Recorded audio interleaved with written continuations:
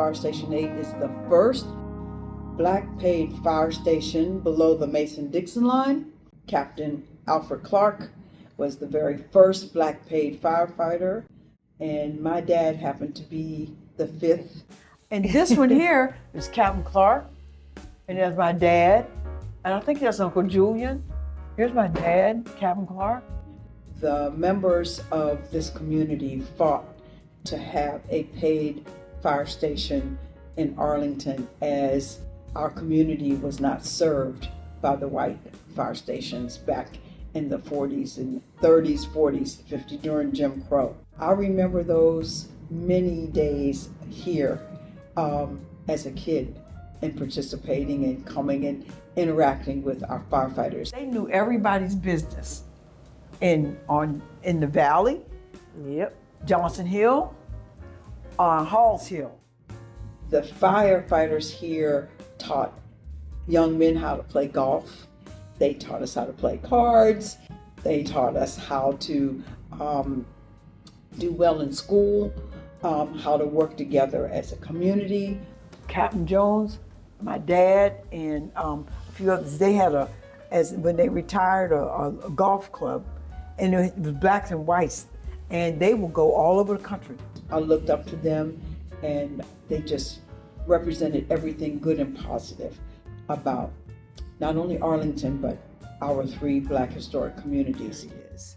And Mr. Cooper, he and Mr. Cooper gone. Wow.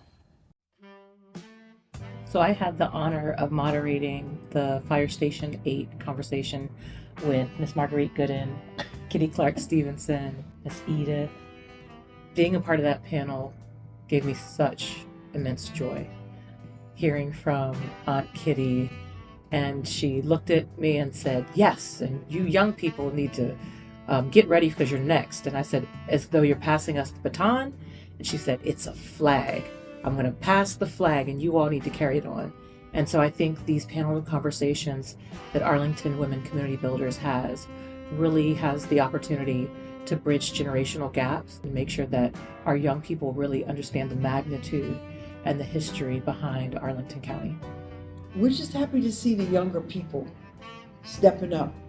That's why I'm so happy that she is now on the school board. I mean, my heart just, and I cried because it's about time. It's about the community and the fact that we happen to be walking in beautiful black skin. And as a woman, that's a plus. So I'm just happy to see her there. And I know I know Kitty would be. She's so proud. I think the Arlington County voices are so much richer, are so very different. And those opportunities, I think, are better for our children, for our grandchildren, and even for our great-grandchildren.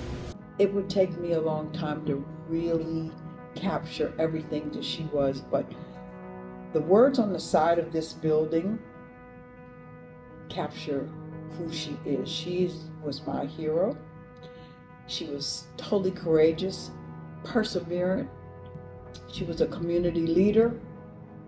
She was everything that Station 8 represented, but more than that, just what our community should, and the young people that are coming up in our community should strive to be. With regard to Judge Newman, he was always a man of honor, a man of respect, a lot of fun when he was younger. I have no stories to tell. Okay. One of the things we talked about a lot was having the fact that Arlington only had one black judge, and he was going to be retiring. And she was big on, what are you doing about this? You need to look at our landscape here in Arlington in terms of the courts. And we have representation and equitable representation even in fire department, police department. And so we looked at things like this.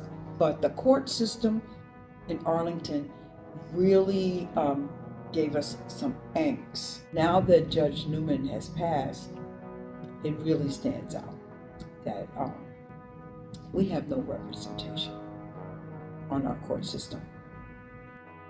during my campaign and my hesitancy for running for office, a friend shared Bill Newman's phone number, and he said, you should give him a call and just chat with him about what it means to be a Black person and facing adversity in this time versus his time. And he graciously took my call, and he poured into me and shared some stories and some guidance.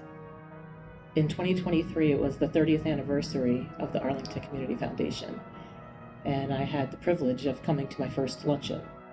And he gave the keynote speech, and at the end, the words that really stuck with me were, in 30 more years, will future generations be thanking us for what we did? Or will they simply wish we had done more? Thank you. And so it leaves us all with an enormous responsibility to follow in the footsteps of Bill Newman and Kitty Clark Stevenson, and to continue to do the work so that 30 years from now, the next generation will say, I'm so glad they did, versus I wish they had. If we don't teach our young people about the history, if they never get exposed and learn about people like Kitty and like Bill and other historic folks, they will never know how to grasp the flag once it's extended to them. It's like a relay race. If you don't know it's your turn to take the baton, you're not sticking your arm out. And so you're gonna fumble it, and that's what happens. And you're not gonna finish the race and win. So you have to know that it's your turn. And how do you know that it's your turn? Because you know the history.